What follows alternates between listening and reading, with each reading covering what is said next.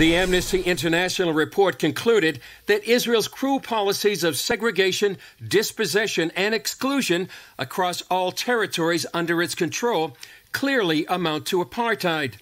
Amnesty International said they use the international definition of apartheid. Apartheid most commonly refers to a South African policy of separating blacks and whites, which existed for more than 40 years. It ended in the mid-1990s. Amnesty and the UN, which is going to be joining the effort, by describing Israel as an apartheid state, isn't getting it wrong.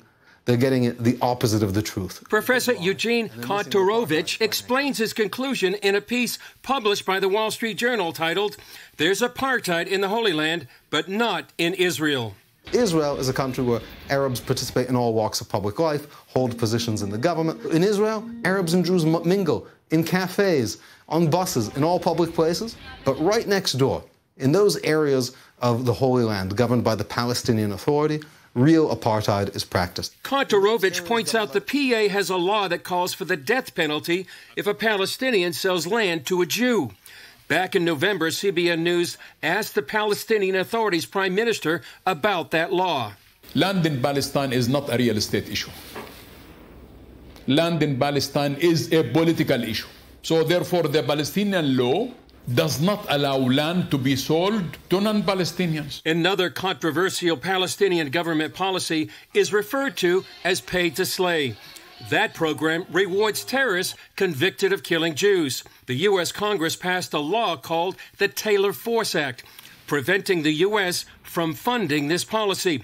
It's named after an American, Taylor Force, who was killed by a Palestinian in a terror attack. Israel is not sponsoring a program of pay for slay against Palestinians, whereas the Palestinian government, supported by Western governments, funds a pay for slay program to pay for the murder of Jews.